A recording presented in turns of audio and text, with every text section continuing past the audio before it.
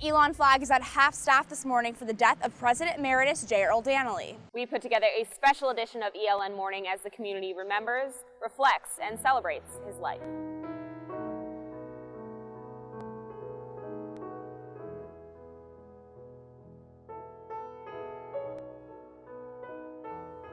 Good morning, Elon. Thanks for starting your day with us. I'm Caroline Hartshorn. And I'm Rachel Ellis. Memorials are being planned around campus, and people have been sharing their tributes since the death of President Emeritus Dr. J. Earl Danieley on Tuesday. Here's a look back at his life. The man with the laugh. And a legacy beloved by Elon, President Emeritus Dr. James Earl Danieley had a long history with the school. Born in 1924 in Alamance County, Danieley attended ELN College and devoted his life to the school. But the thing that I like and feel the best about is that I think we are a community. I think that basically we like each other, our teachers like each other, our alumni like each other, and you can't beat it. Following his graduation from ELN in 1946 with a degree in chemistry, Danieley followed his childhood passion and took a job with ELN as a professor in the sciences. I was given 3 sections of freshman chemistry in the fall of '46, 110 students, most of them older than I. I was 22 years old. It was in his first year as a teacher that he met the woman he would spend the next 63 years with, Verona Daniels. They married just 2 years later and had 3 kids together. Danieley often referred to their relationship as permanent roommates. The second date was the Guilford football game at Guilford. And from then on, it was full time. And we've been living together with the blessings of matrimony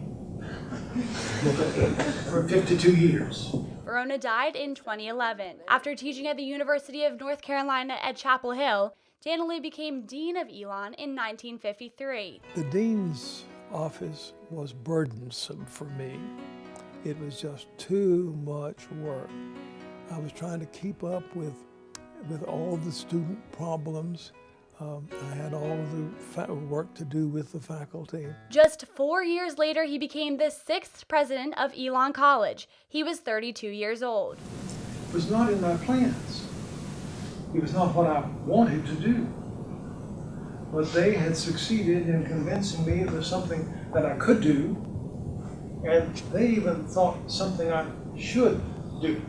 He spent the next 16 years working to improve the college's reputation. The man who quickly became known as Dr. D raised academic standards for admission, admitted the first black student, and helped develop the athletic department. As a high school senior, I heard snooty people in Burlington say, if you can't go to college, go to ELN. And when I became president, I said, be darned if I don't make them eat those words. And nobody says it now. While president, Dr. Danieley taught public speaking because he wanted to continue teaching. I consider it really a privilege and a blessing to be able to go see these young folk and to meet them and to work with them and hopefully help them to learn. Dr. D resigned the presidency in 1973 and went back to teaching chemistry. I've been president 16 years. And when you do that for 16 years, you can feel like it's time to retire. Fred Young took Danieley's old position. And they were asking me what was I most proud of at ELN. Earl, I may be most proud of you. In 1992, Dr. Danieley was named President Emeritus, the second in ELN's history, and truly started to embody ELN. Dr. Danieley is an institution within itself, and everybody knows it. But many students may remember Danieley for how much he loved ELN basketball, something team alumnus Jack Eisenbarger will never forget. I would always see Dr. Danieley at the basketball games and got to know him through that. And he's reached out and been so kind and good to us. You could always see Dr. D waving his white towel to the crowd at basketball games, a tradition that began in 2005. My physical therapist, who came by early this afternoon, came in one afternoon and said to me, would you like to go to the ball game tonight? I said, what did you say? He said, would you like to go to the ball game tonight? I said, I would love it. Dr. Danieley's contributions to sports, academics, and student life are all part of his legacy and his decades of commitment to the maroon and gold. Dr. Danieley certainly did a lot in his lifetime, and the Elon community is mourning the loss. Elon Associate Vice President Jeff Stein sent an email to students, faculty, and staff with a schedule of memorial events. According to the email, tomorrow, Danieley's body will lie in state in Newman Lumen starting at noon. Later in the day, his family will host a visitation for the community in the sacred space from 5 to 8 p.m. Then on Saturday, December 3rd, the Elon community is invited to a memorial service at 2 p.m. in Alumni Gym. There will also be a live webcast of the service for those who are unable to attend.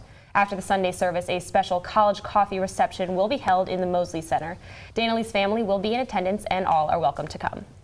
And now, as the campus reacts, we have the current university president, Dr. Leo Lambert, live in the studio to talk to us about Danieley's legacy. Thanks for being here, President Lambert. My great pleasure. Thank you. So, can you just explain what made Dr. Danieley so special to everyone on campus? Well, I think the longevity of his relationship with the university is remarkable. And he came here as a student. He graduated from a tiny little college, but began a relationship beyond his student years as a professor, and then a dean, and then served during a pivotal time at the for the institution as its 6th president. And he played a hugely important role in establishing the modern Elon. When he took over as president in 1956, Elon was held together by prayers and Scotch tape. It had been a struggling institution, and it had come through the Depression and World War II, but just barely. And he started to put the building blocks of the modern university in place. I mean, the faculty didn't have a retirement system, if you can imagine that, and we didn't really have a real college library. He built McEwen. Right. This building that we're in right now was our former library. So he began to put the building blocks of the modern Elon into place. And then after serving for a long time as president, 16 years, and to put that in context, today a typical university, college, or college president stays in office for less than 5 years. So 16 years is a long legacy. He remained connected with the institution and really got back to his first love, which was teaching chemistry, and maintained long relationships with alumni. So it's been a multifaceted career of president and dean and faculty member and fundraiser and most of all, I think, just grandfather to so many students on this campus. And he did it for 70 years, and that it's truly a remarkable thing. I don't think you can find such a record of service by any person on very many other college campuses. Yeah, I agree. What is, you go. Take it away. I'm just curious. A lot of the basketball team, a lot of different Phoenix fans experienced the touch that Dr. Danieley shared with people. Whether that was giving kisses on the top of someone's head or shaking their hand really hard. Did you experience that? And maybe what was your personal relationship with Dr. Danieley? Well, he is my very close friend, and we shared a special bond because there aren't very many people around that know what it's like to sit in the chair that I sit in every day and to experience the challenges and the joys and the stresses of being the president of Elon, and he well understood that and was just a great supporter. Nothing but support and encouragement and telling you you're doing a good job, and it meant so much coming from him. What a special man. Is there a special moment that you recall that has touched you that I guess you will never forget? Well, there are so many. I mean, I could sit here all morning and tell you Earl Danieley stories, and we don't have time for that. I can tell you a couple. I've told others publicly this story before about very early in my presidency, about 6 months in, we decided that we were going to change our mascot, which is not an uncontroversial thing to do on a college campus. And we had a nice launch of our new mascot, the Phoenix. And, you know, I know for a fact Earl got some phone calls from some alums who said, Earl, you've got to stop this new president from doing this. And so what does he do? But a couple of days after the launch of the new mascot, we had a faculty staff golf tournament, which we traditionally have annually, a couple of days before commencement. And Earl shows up in a Phoenix t-shirt. And it was end of story, you know, like I'm on board. Right. This is where we're going. It was him letting everybody else know that. And he didn't say a word. That's all you needed. You know, but it was just a very loud but subtle sign of support, and we're moving on as a college community. We're moving on in this direction. But you know, he was also just a close personal friend, the kind of person that you could talk to about things that you really had concerns about, or that were really bothering you. And I loved him very much. I mean, I genuinely loved him. I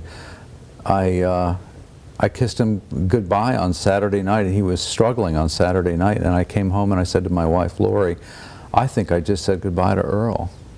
And it was very distressful to see him struggling. But then Lori and I went back on Sunday night to see him, and his daughter Jane woke him up when we got there. He was much calmer, and we had Sunday evening about 7:30, just a delightful 15-minute conversation, and that was a precious gift. And we, you know, he told us a funny story about his daughter Jane's wedding reception, which was held in McEwen Dining Hall next door. Wow. And if you can ever imagine, that was at its time the great hall of Elon College, the place to have a grand event. Yeah. And so he told us a funny story about that wedding reception, and couldn't stop talking about the men's and women's basketball programs. And he was certain he was going to get back for another game. And I thought he might. I think you just had a very powerful impact on campus. It's amazing. For the future students who aren't here yet and maybe won't know Dr. Danieley and the impact he had, what do you think the university will do to preserve his legacy? That's a great question, and people have been making all kinds of wonderful suggestions. You know, we should plant a rose garden, or because he loved roses, or you know, lots of other good ideas. But I guess I'm concerned that, you know, I don't want Earl Danieley's legacy to be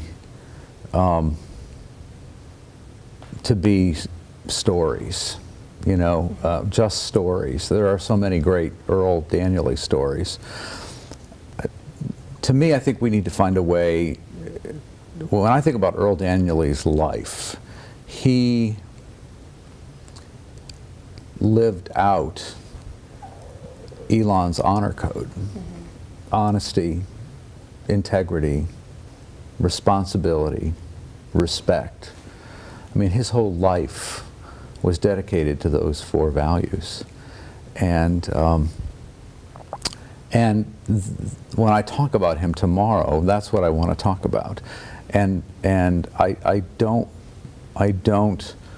want the substance of his life to be reduced to some anecdotes. It's much more meaningful than that. It's much more powerful than that. It's about living a life of integrity. It's about showing love to other people, and that, I think that's what we need to find a way to do, is to encourage people to use the example of his life as a way to live our own lives in different ways, of course, but to carry those values forward. That's what it means to be a person affiliated with Elon University, to be a part of this community, is that we all subscribe to a shared set of values about what it means to be a good human being and to make a contribution in the world and to care for one another. Thank you so much, Dr. Lambert, for being here. We really appreciate and hearing these stories is incredible. One of Danieley's favorite Elon traditions was attending the basketball games to cheer on the Phoenix, and last night was the first home game since his death. We were there to witness the game and several tributes in his honor. Before the game, the seats in Alumni Gym were empty, except for a single white towel. These towels would later rest on the most important chair in the gym. I honestly can't imagine anyone else who's seen this place change more than him, so being able to honor him tonight in this way with the rally towels is going to be amazing. A tradition that began more than 10 years ago continued at last night's game. Chants from the crowd reminded other Phoenix fans that Danieley's legacy lives on. After a Phoenix win in overtime, student athletes paid their respects to Danieley's family and the seat reserved for an Elon legend. Even with the towels placed on the seat, without Danieley to wave them, it just wasn't the same. He's gone, and he'd always been there, and he won't be there. But his chair and Phoenix spirit will be.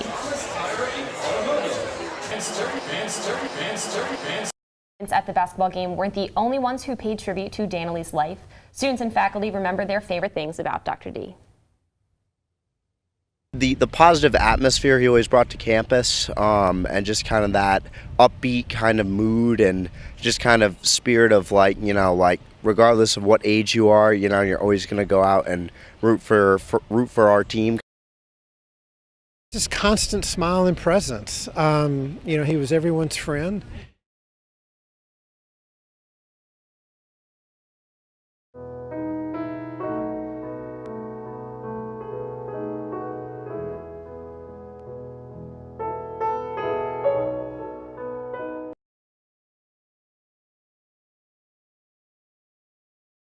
Dr. Danieley's death is being felt beyond Elon's campus. Before he was the mayor of Elon, Jerry Tolley was interviewed by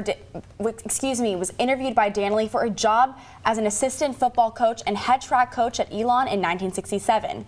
Tolley was nervous, and while Danieley made him feel welcome, he was also strict. It was always Dr. Danieley. No one called him Earl on campus. It was like no one called him Dr. D. It was Dr. Danieley. Jerry Tolley is not the only community member remembering today. Our Ashley Boley talked to two graduates that are still on campus who shared Elon with Danieley. Like so many Elon alums, Brian Feely remembers the first time he met Earl Danieley. It was 2000 and Feely was involved with the Student Government Association. From the moment you meet him, you realize that this is someone special. As a person, as an administrator, as a faculty member, even as students, we were just in awe of what he had accomplished at Elon. Years later, Feely returned for homecoming before starting work in the alumni office at Elon. He ran into Danieley again. He remembered who I was, as he so often does with the thousands of people that he meets. He just has the sharpest mind. He met some students here on the brick paths, but it was his mentorship that led to lifelong friendships. It was just so nice to have someone who truly cared about the school. He cared about people. He was as genuine as he appeared to be, and he always wanted to take the time to meet people. The day before Danieley died, 1975 Elon graduate Barry Bradbury spent time with him, sharing memories. He was my friend. And being an older person, adopting sort of a younger person really makes a big difference, because a lot of times old people really don't want to have a whole lot to do with younger people. He says there is no doubt about Dr. D's legacy. He truly is the greatest alumnus that this institution has ever known, and I think that will always be the case. Ashley Boley, ELN Morning. At Elon, Dr. Danieley was known for adding winter term to the academic schedule, making SAT scores an admission requirement, and having an entire residential neighborhood named after him. But what many people don't know is that he also served as a role model for his 3 children and 7 grandchildren at home, or that in 1968 he served as an alternate delegate to the Republican National Convention in New Orleans. And standing at 6 feet 3 inches and 300 pounds, Danieley was recruited to play football, yet he never made it to his first practice due to the athletic program being canceled during World War II.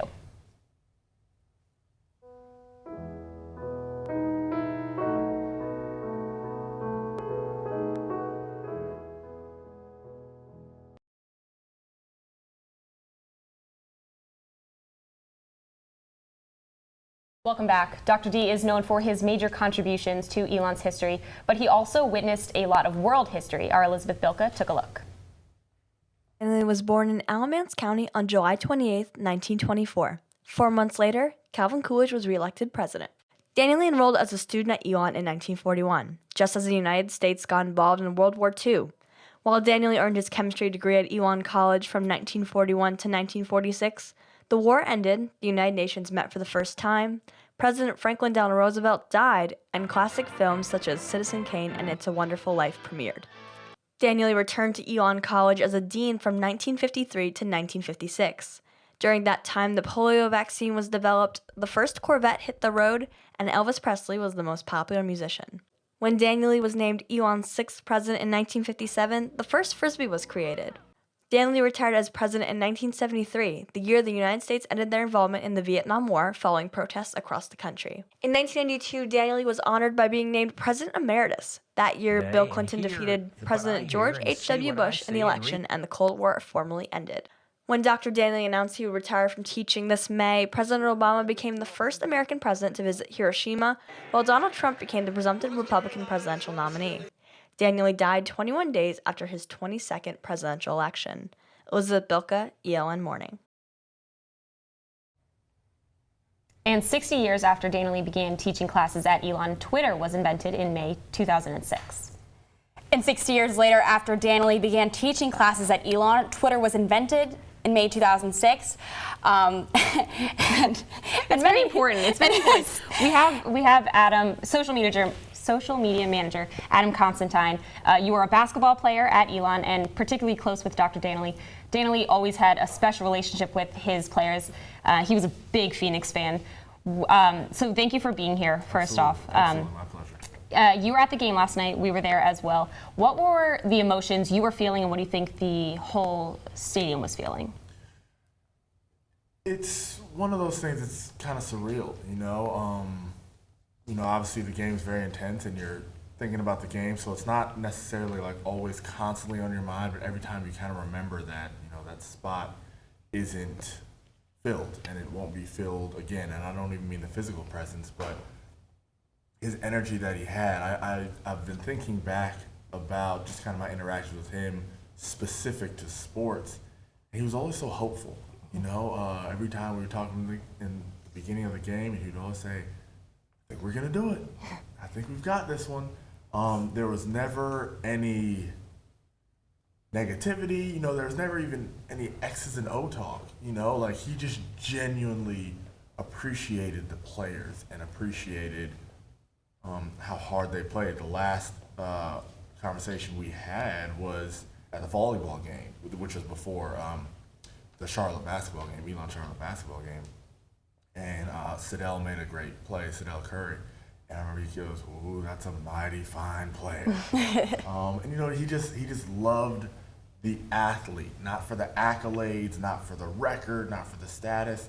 It's just genuinely what he loved. And you could feel how authentic that was on the court, retired in the stands, whatever that may be. And kind of outside of the sports world, what was your relationship like with him?